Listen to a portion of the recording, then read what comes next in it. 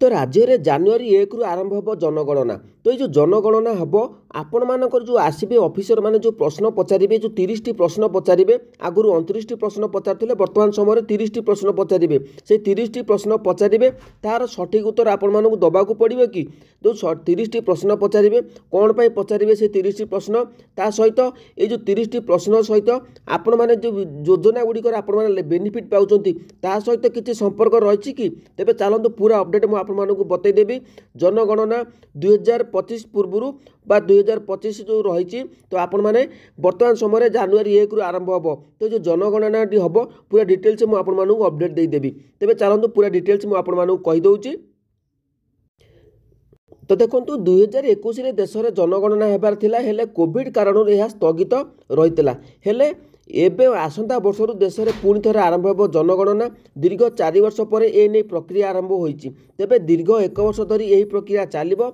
यह पूर्व 1991 2001 2011 इत्यादि इत्यादि जो वर्ष रही जनगणना होता हेले एबे प्रति 10 वर्ष अर्थात 2035 2045 और 2055 जनगणना हेब।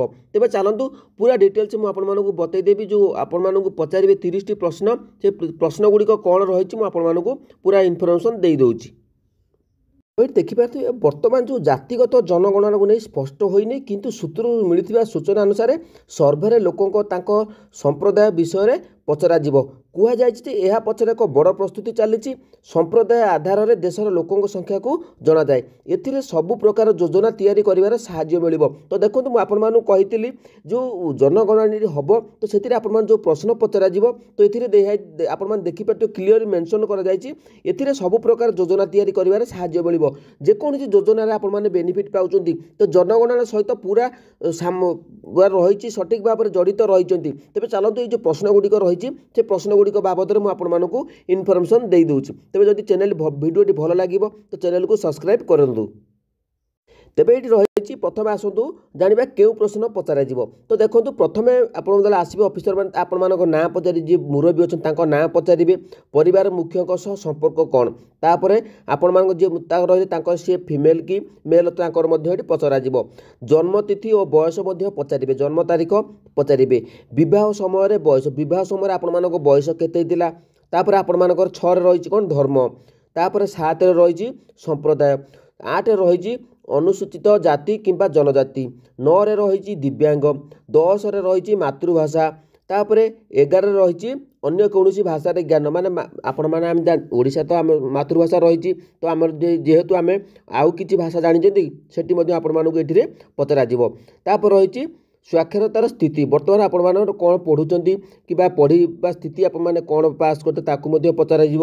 13 रही वर्तमान शिक्षणिक स्थिति बर्तमान आपने कौन शिक्षा करुँचापर 14 रही उच्चतम शिक्षा आपने कि 15 रही गत वर्षर रोजगार जे आपर इनकम केते गत वर्ष रोजगार आपण मैंने जो गत वर्ष रोजगार रही जो इनकम सर्टिफिकेट बाहर कर सबू तालमेल खाइब तापर जदि ठीक ठाक थी आपण निश्चित भाव में सहायक हम। तापर 16 रही आर्थिक गतिविधिर श्रेणी आपण मानकर आर्थिक कौन कर पचरा।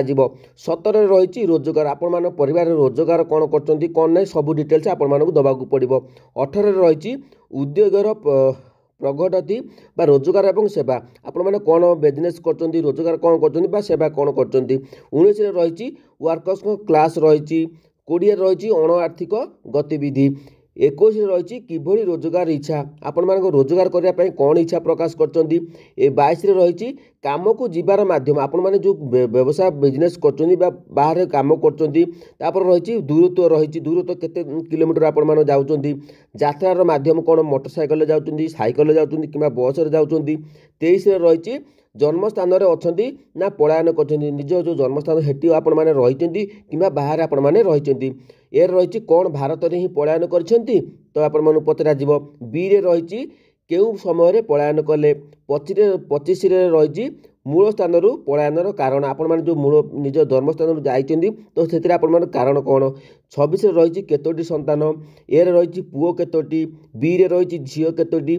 27 नंबर रही जन्म नहीं शिशु भितर केते जन जीवित अच्छा पुओ केतोटी जीवित अच्छा झील केतोटी अच्छा। 28 रही ଗତ 1 ବର୍ଷରେ ଜନ୍ମ ନେଇଥିବା ଶିଶୁଙ୍କ ସଂଖ୍ୟା।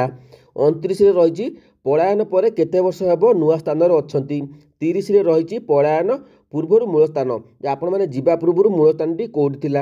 ଏସବୁ ଜିନିଷ ଗୁଡ଼ିକ ଆପଣମାନଙ୍କୁ ପଚରା ଯାଉଛି। ତାର ମୁଖ୍ୟ କାରଣ ଦେଖନ୍ତୁ, ଆପଣମାନେ କ'ଣ କାମ କରୁଛନ୍ତି, ଇ ଶ୍ରମ କାର୍ଡ଼ଟି ଆପଣମାନେ ବାହାର କରିଛନ୍ତି, ସେଥିରେ ମଧ୍ୟ ସଠିକ୍ ଅପଡ଼େଟ୍ ଦେଇଥିବେ।